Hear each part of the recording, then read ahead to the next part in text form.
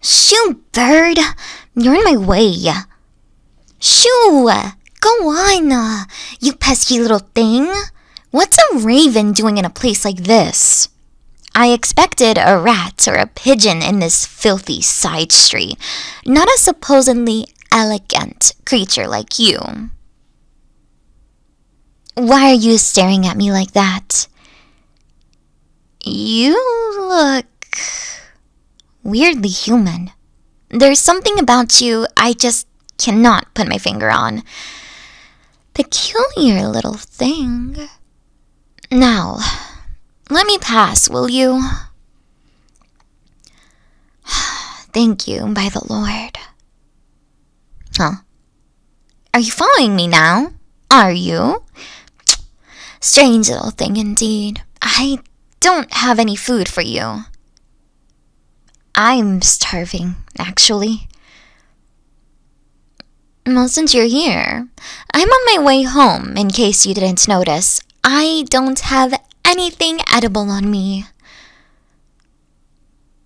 You should have realized by now I have nothing of interest to you.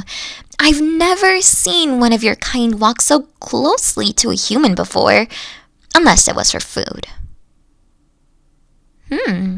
You're not the slightest bit scared, are you? Too brave for your own good, really. And for no reason either.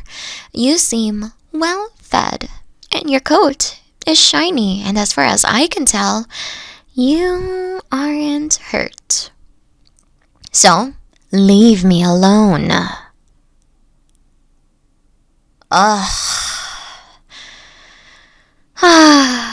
What am I doing? Letting my anger out on a tiny little bird. It doesn't know any better. It's not at fault for how the world is treating me. It's being pushed around by its surroundings just as much as I am.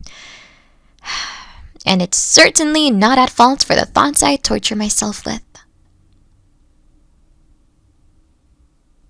You ever get that feeling, little bird? Like you're not good enough? Like nothing you can do can compare to what others have done before you, or are doing right now.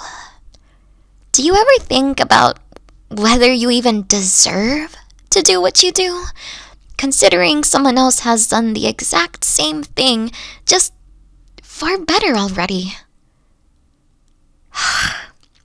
To hell with it.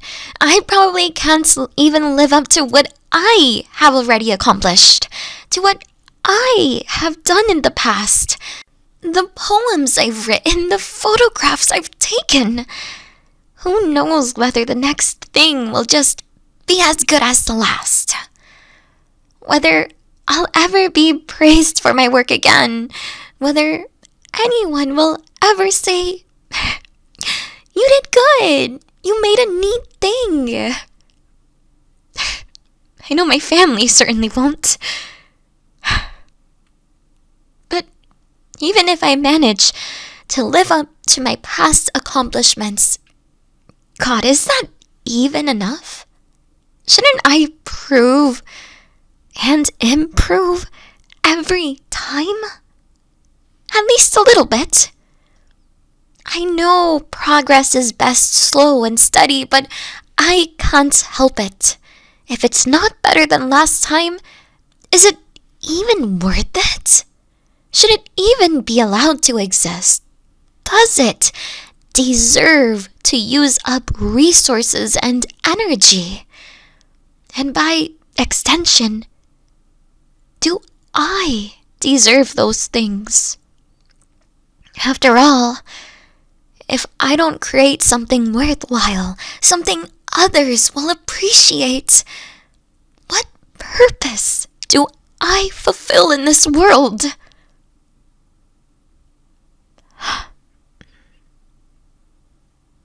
What do you think, little raven? What is your life like? What do you do for your people? Do you doubt yourself when you can't bring home a trinket that's shinier than the last? When you return empty-handed a beak full of nothing. Is this perhaps the reason you're following me? Desperately hoping I will drop something of value to you? Just so you don't end up disappointing the flock? You're kinda smart, I hear. You can solve puzzles, recognize shapes, and remember those who have wronged you. And many stories have been written about your kin. I wonder what you'd say if I told you about every poem, painting, or novel your kind has inspired. Would you be flattered? Would you bathe in the attention? Pride yourself in how humanity perceives you? Or would it break you? The looming pressure of your fabled ancestors' accomplishments just slowly consuming you. That small seed of doubt that slowly works itself towards your deepest core, consuming your ego, chipping away at your self-esteem. How could one little raven like yourself, walking around these dark back alleys, seemingly lost in the big city, ever live up to the verses? You're simply a bird after all, a small, helpless feathered creature. Merely this, and nothing more.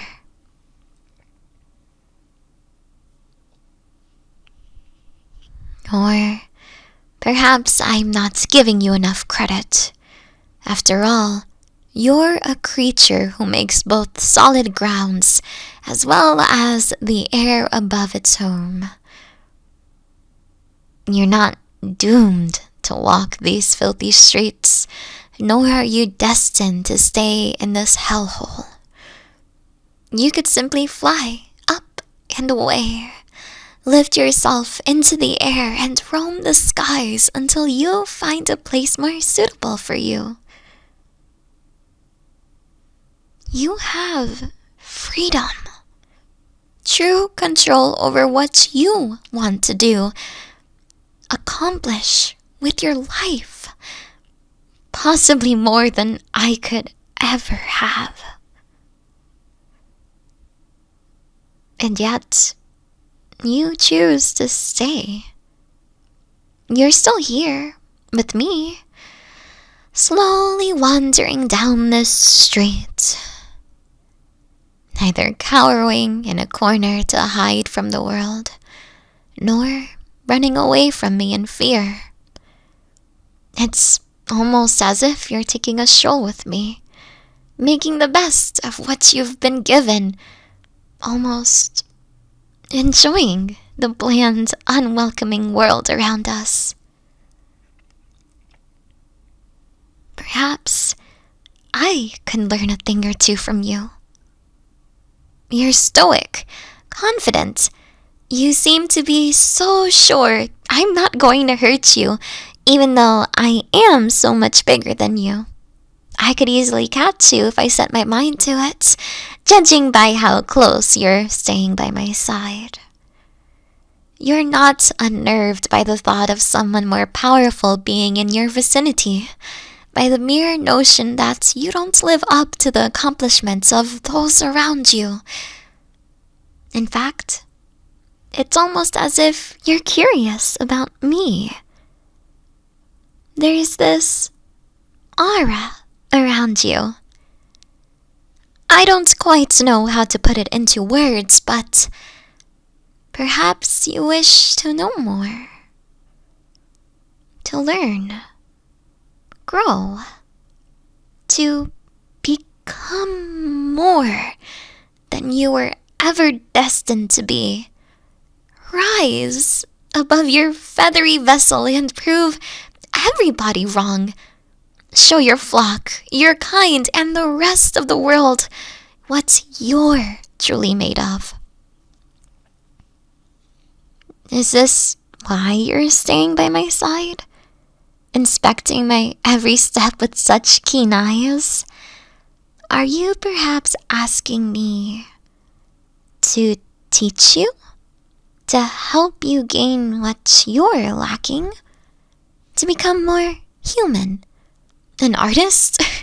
A poet, even? In this case, I'm so sorry to disappoint you. I'm not a very accomplished person. I'm mediocre at best when it comes to most things, and I don't even excel at the things I choose to spend my time with. My efforts don't receive much more than a chuckle from my peers. Even the ones closest to me have long given up on my dreams. The creative visions I once possessed. Everything I once set out to do. It's all in shambles. Mere broken fragments on the floor. And not a single person is making an effort to avoid stepping on them. Your curiosity.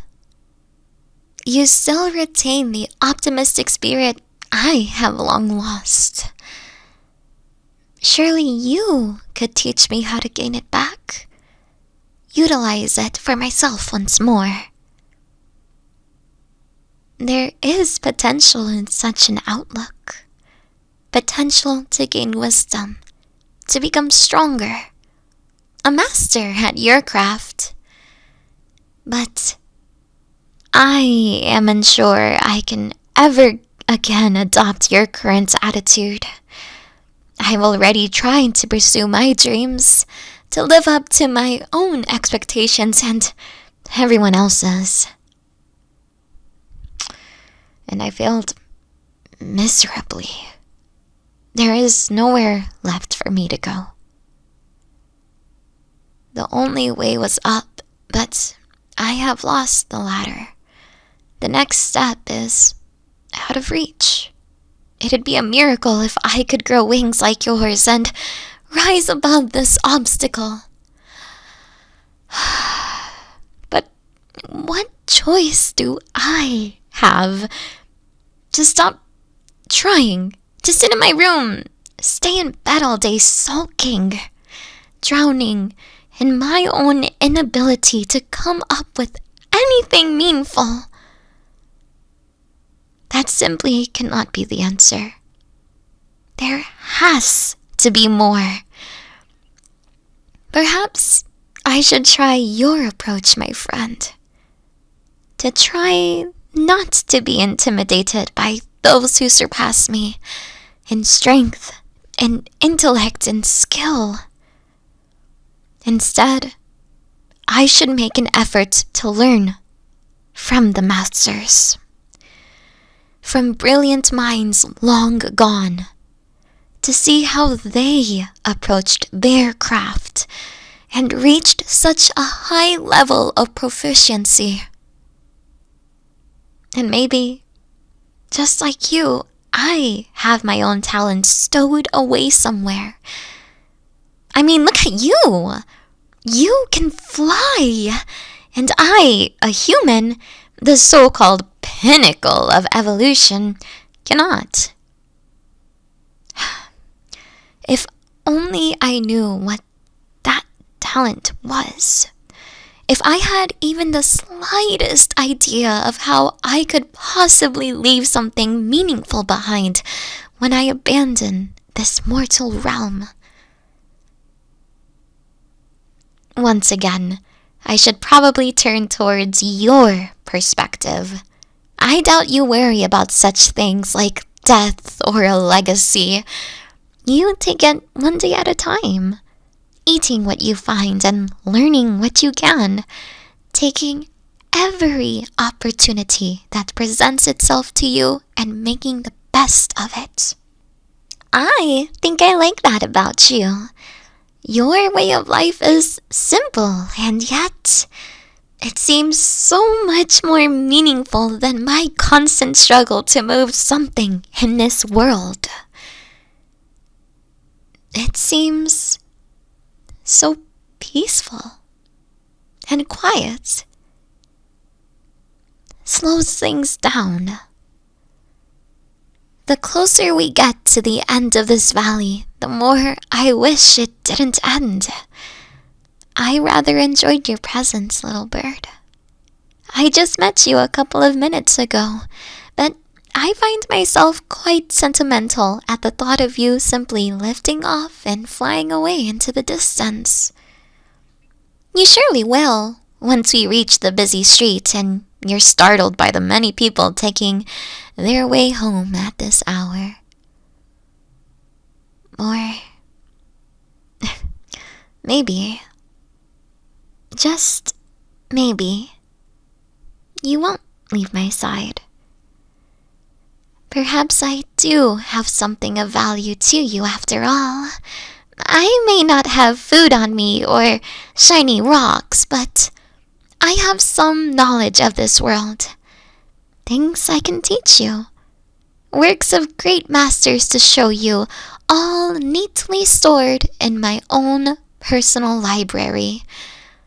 Maybe a bit of inspiration would be a nice gift. Something worthy of bringing you home. Home to your nest.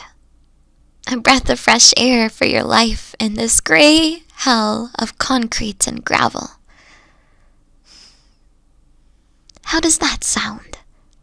You could follow me. Make yourself at home in the tree before my house. And I could try to teach you, to give you what you're yearning for. I'd read my poems to you. Not just my own, but those written by the brightest minds of the past and the present. Make you acquainted with all aspects of human life and culture. It sounds strange, insane even, but I truly think you're more than what you seem. And perhaps you could be my teacher as well. For I've learned a great deal while simply talking to you, sorting out all my thoughts.